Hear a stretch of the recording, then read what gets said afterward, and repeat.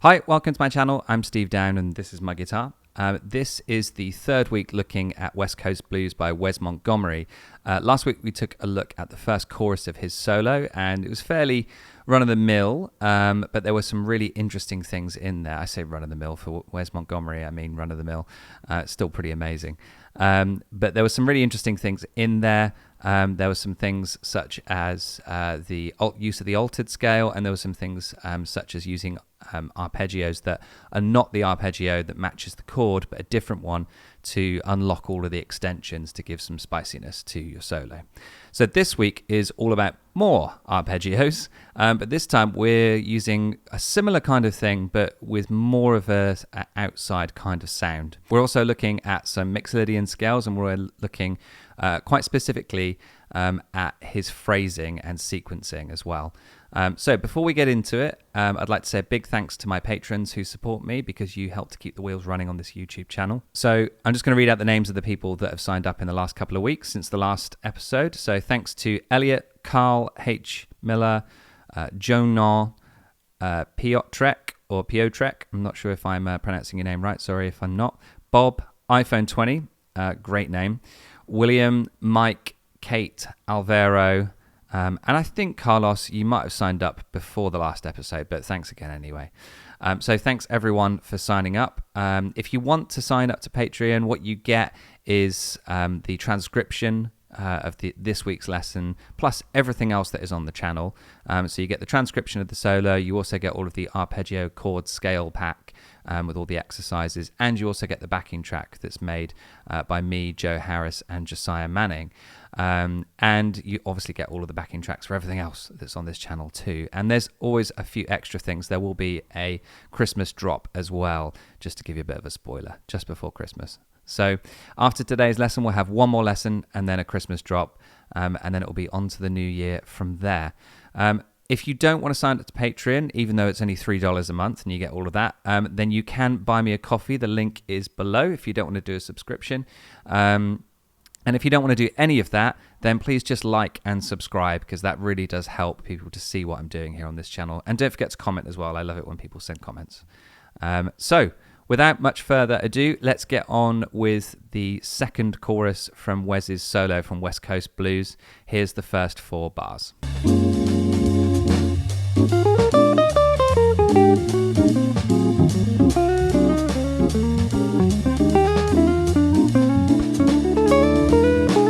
Okay, so this gets fairly involved. Let's take a look at the first bar. So it starts off with a little bit of pentatonicness to take us into it, and then firmly stating the fact that it is a major sounding chord with the major third. And this is an interesting note here. So this is a sharp 5. It's kind of giving a bit of a bluesy flavor, but it would be bluesy if we were in C minor, which we're not. So it's more of a sharp 5, altered-y kind of sound.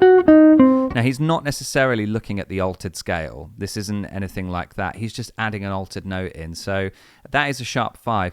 So in your playing, you could pinpoint a random altered note like a flat 9 or a sharp 9 or a sharp 5 or a flat 13. And you could, or like a flat 9 or a sharp 9 or a sharp 5 or flat 13, sometimes it's called, or a sharp 11. You could add any of those notes in just randomly, just to give yourself a little bit of an altered flavor without going too far into it. Here's the Mixolydian scale.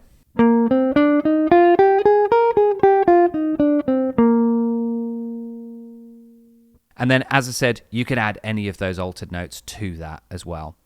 Let's take a look at the next bar. So the next bar is over the top of A flat 7. Now this starts with an E flat minor 7 arpeggio. Okay, and this starts the idea of the sequence that he is doing, where he starts with an arpeggio and then he's got a few slides outlining another arpeggio. So on this one, he's using E flat minor 7 for both. So he starts with that picked arpeggio, some slides, and that is outlining an E flat minor 7 arpeggio. So here's both of those arpeggios played just straight.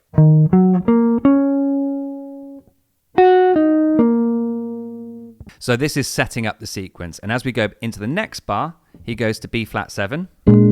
And here he's spelling out an A flat 7 arpeggio. And then when he's doing the slides at the end of it, he's spelling out a B flat minor 7 arpeggio. So here's those.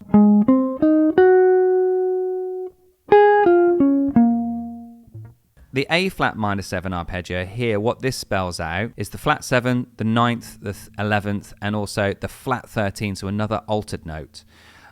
So as I said last time in the last episode, we don't have to play the arpeggio that matches the chord that's being played underneath. You can play a different arpeggio that unlocks some juicy extensions, albeit maybe altered ones in this case. So obviously he's matched that sequence where we've got a quaver rest, a quaver, a triplet, and then he's playing some slides after that. And then he finishes off this sequence doing exactly the same thing over the top of the tritone 2-5. Go back to the second and first episodes if you want a bit more explanation on the theory of what a tritone 2-5 is. But essentially that's where we've got B minor 7 and E7 being played. Over the top of this, we've got a D major 7 arpeggio and an E7 arpeggio being outlined. That's these here.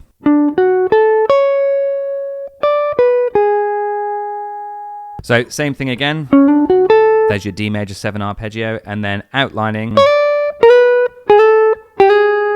E7 arpeggio. Obviously there's this note in here, which is just a sus for just delaying the resolution into the major third. Okay, so takeaway from this, we obviously start off with a straight Mixolydian scale, outlining the third and adding in some altered notes. And then we've got this setup of arpeggios being used, not necessarily the ones that match the chord, but ones that bring out the extensions. And the most important thing here is his use of a sequence and maintaining that sequence for 3 bars. So when you're doing your solo, try using his idea. Here's me using his idea here now.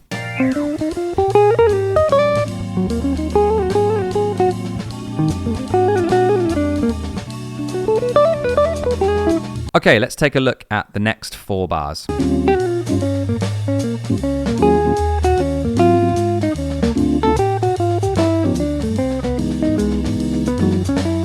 Okay, so this opens with another kind of bluesy thing. And this is basically taken from an E flat 7 arpeggio, which is this.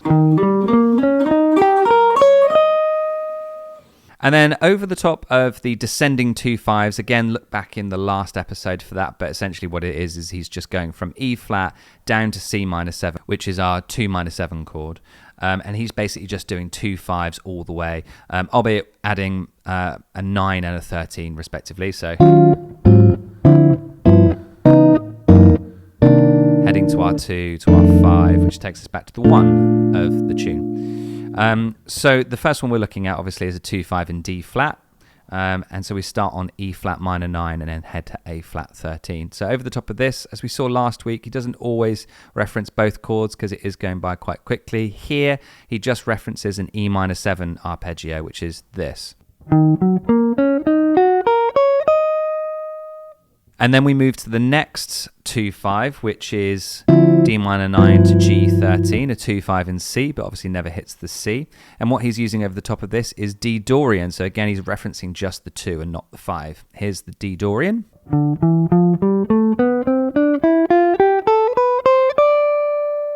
Also at the end of this bar here, he does reference the G a little bit actually. He uses the G7 arpeggio just at the end. He uses a couple of notes. So, and this is an enclosure here. So he's going from D to B and he goes by the way of A and then to C and then back to B. So he's kind of outlining an A minor arpeggio there. So D, A, C, B. So he is outlining that G7 arpeggio a little bit. Here's that. Obviously, there's a couple of chromatic notes that are in there too, which does help to make it a bit more interesting, a bit more spicy, and just connect some of the scale tones from the D Dorian as well. So you could try that in your solo. And then we head to the 2-5 that is in B, C sharp minor 9, and then F sharp 13, obviously never hitting the B. And over the top of this, he's using a C sharp minor 7 arpeggio and some of the C sharp Dorian scale. Here's those now.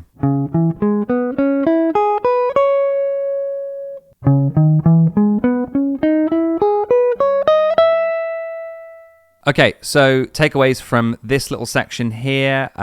With the quick 2/5s, you don't have to reference both chords that are in there because it is going by speedily. But if you can, like Wes does over the top of the D minor to G7 or D minor 9 to G13, then it sounds cool. It does create an air of sophistication in there. But again, you don't have to do it in order for it to sound jazz, so to speak. It will still sound jazz even if you just reference one of the chords, especially if it's going by fast. And you can use some scales as well. As you can see, the Dorian scales being used here quite a lot. And over the top of the E flat as well, just don't forget bluesiness as well, because this is a blues, so don't forget to use some bluesiness in there. So the flat 7 or the flat 3rd will both work over the top of that. Okay, let's take a look at my example of what I would do over the top of this using Wes's ideas. So here's that.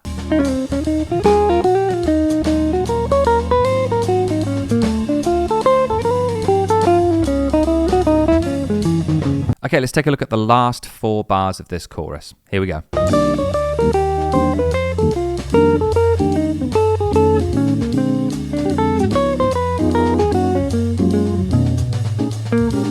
Okay, so over the last 4 bars of this chorus, it's more arpeggios, surprise, surprise. So the first thing that he's doing here, the most important thing that he's doing is setting up a sequence. So we've got this.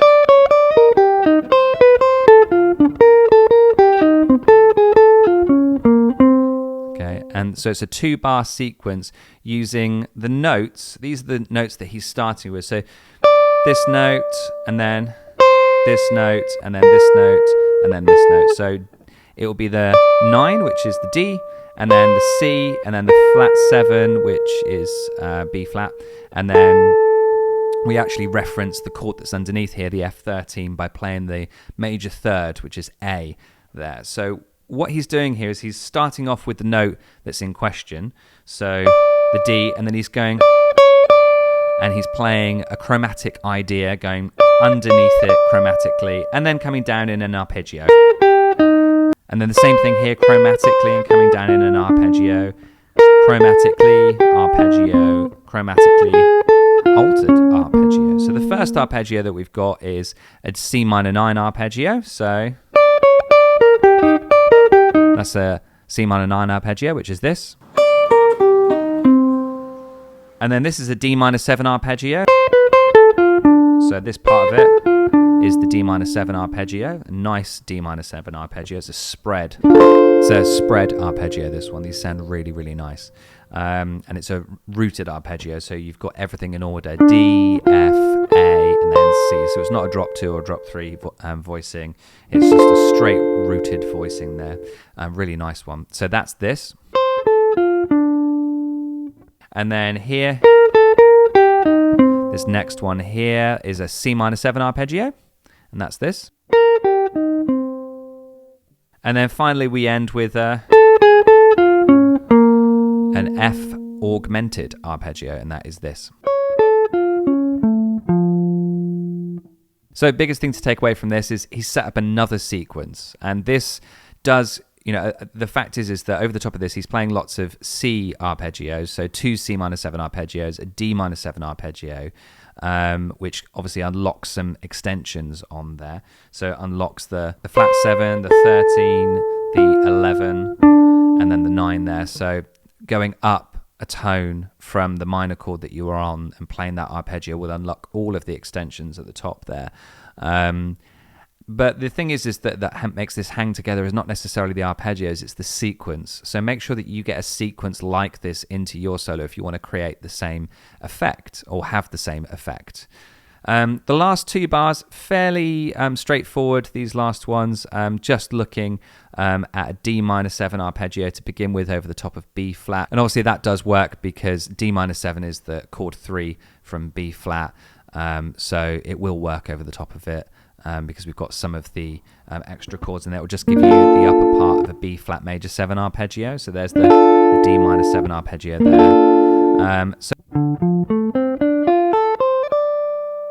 those notes that he's using, apart from the the G that we've got there. Obviously, that's a sus4, but he's basically outlining a D minor kind of sound over the top of it. And then over the top of the D flat chord there, he's actually using a C flat arpeggio, otherwise known as a B arpeggio.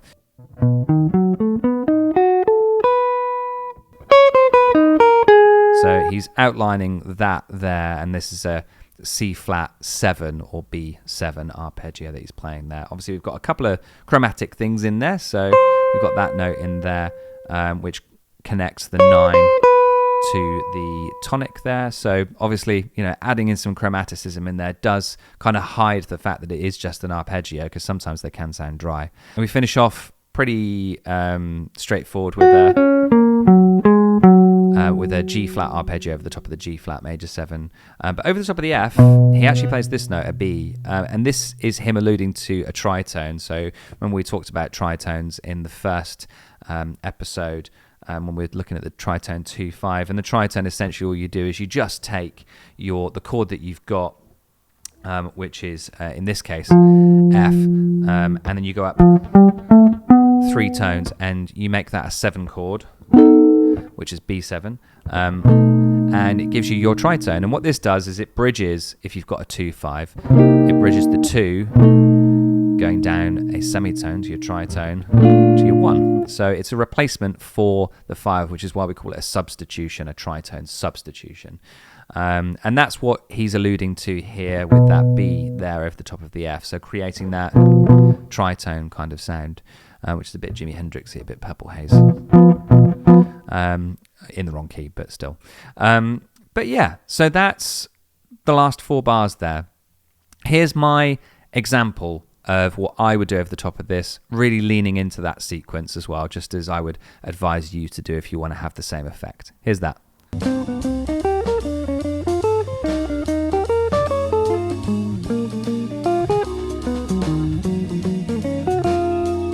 So well done if you managed to get through all of this. So the main thing to take away from this is, again, arpeggios, and arpeggios that are not necessarily the ones with the chords underneath, either a tone above if you're on a minor, or a tone below if you're a major, and that unlocks all of the extensions.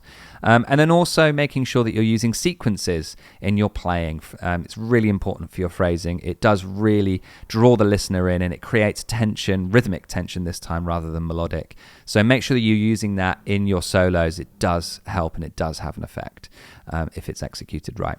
As always, I'd love to hear your examples. Please do either drop me an email at info@xtoguitarlessons.com, or if you're on Patreon, just direct message me or do it in the group chat. It'd be lovely to see some people showing me what they're learning from this. And then Patreon link is here if you want to do that. So www.patreon.com/xtoguitarlessons. There's a Buy Me a Coffee link below in the show notes. And don't forget to like and subscribe. As always, I will be back in 2 weeks with the next third chorus of West Coast Blues solo just before Christmas. And then we're going to take a break until the beginning of January over the Christmas period. But do look out for my Christmas drop, because I'm going to put something nice up before Christmas for you to be able to practice over the break between Christmas and New Year's, because that's always the boring bit. Anyway, I hope you have a good practice, and thanks for tuning in. I'll see you next time. Bye.